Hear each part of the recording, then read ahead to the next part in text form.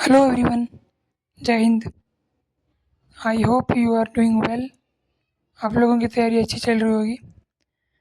Just 35 days left for NDA. अभी यही 35 days में प्रिपरेशन, रिवीजन और मॉक भी लगाना है, तो टाइम काफ़ी कम बचा हुआ है। अभी के टाइम में मैंने इसलिए ये सोच कर एक थोड़ा सा मैसेज है मेरे तरफ से, क्योंकि मेरा ये सेकेंड अटैम्प्ट है और वो जो फर्स्ट अटैम्प्ट में हमसे मिस्टेक हो गया था जिसके कारण हम रह गए, वो हम बताना चाह रहे हैं और आप ना रहे। और अभी जो मौका है आपके पास, क्योंकि 35 डेज़ में आप वो चीज़ को क्लियर कर सकेंगे और उस गलती से बचेंगे। तो सबसे पहला है कि मॉक लगाना मैथ में। फर्स्टली कि मैथ में मॉक लगाना और करीब करीब 100 या 90 के मार्क्स तो आने चाहिए मॉक में। उससे प्लस आएगा तो बहुत अच्छा है, और कम से 90 प्लस तो आना ही चाहिए, क्योंकि अगर यहाँ 90 नहीं आएगा तो एग्ज़ाम में कोई फिक्स नहीं है कि आप कट ऑफ क्लियर कर पाएंगे, जो कि मेरी पिछले बार की गलती थी। क्योंकि जीएटी में मेरा काफ़ी अच्छा स्कोर था, बट मैथ में नहीं था, जिसके कारण नहीं क्लियर हुआ।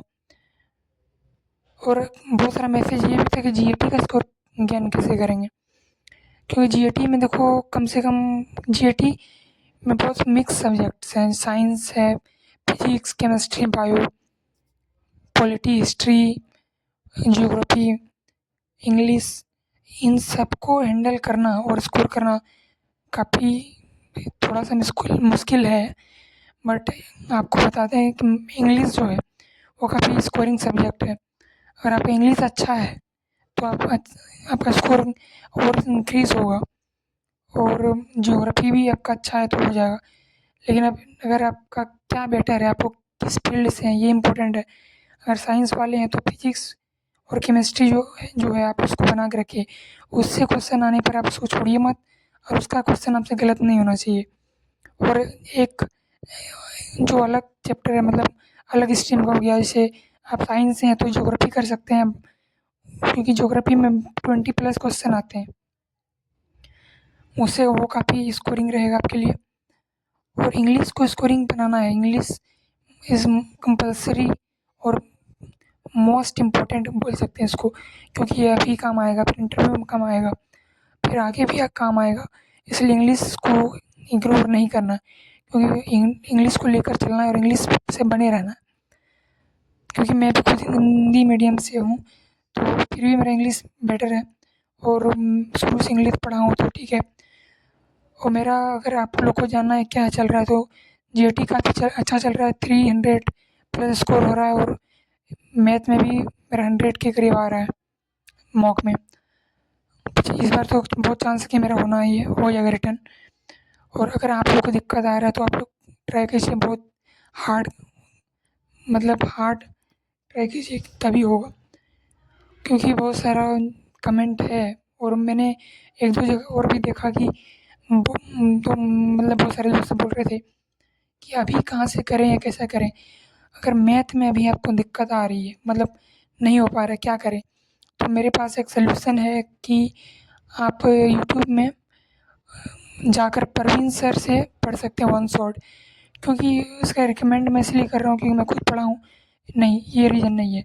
रीज़न ये है कि उनका जो कॉन्सेप्ट है वो बहुत ही अच्छा से समझा सकते हैं, समझाए हैं, और वो आपका क्वेश्चन डेफिनेटली बनेगा। आप ट्राई करके आप उसका एक बार पढ़ने के बाद आप पीवाईक्यू देखिए, आसानी से क्लियर होगा, क्योंकि वो सर बहुत ही अच्छा लेवल का पढ़ाते हैं। ये तो मैं मानता हूँ। अगर मैथ मेरा पहले ईयर से प्रवीण सर से पढ़ा रहा था तो डेफिनेटली मैं क्लियर कर लेता। और वैसे भी मैं साइंस स्ट्रीम से था तो उतना मतलब प्रेशर नहीं लिया कि मैथ में कि रह जाऊँगा, लेकिन ये ऐसा था कि रह गया। लास्टली फाइनली ले दे के यही बात है कि आप किसी को हल्के में नहीं ले सकते हैं। आपको हर फील्ड में मेहनत करना ही पड़ेगा। जस्ट 35 डेज़ के लिए आप खुद को भूल जाइए और पूरा तरह से लग जाइए। और मेरा तो यही मोटिव था ये वीडियो अपलोड करने का पीछे, कि जो भी सब्सक्राइबर है, मेरे दोस्त हैं या मुझे जानते हैं, देख रहे हैं, वो ना छूटे। वो कम से एटलीस्ट रिटर्न तो क्लियर हो जाए। एसएसबी के लिए मिलकर चर्चा करेंगे बाद में। एसएसबी के लिए प्रिपरेशन होगा साथ में, अलग से देखेंगे। बट रिटर्न क्लियर होगा तो एक अलग कॉन्फिडेंस बूस्ट होगा और एसएससी के लिए मोटिवेट होंगे और प्रिपेयर करेंगे बेटर तरीके से।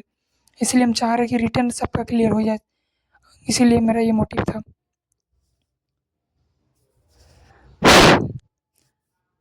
तो फिर अभी लास्ट के अभी टाइम में हम बोल रहे हैं कि जीएटी में भी मॉक लगाओ यार, मॉक लगाओ और जो चीज़ पढ़ा होगा उसको रिवाइज कर लो बस। और मैथ को छोड़ो मत, मैथ नहीं तो लेट हुएगा।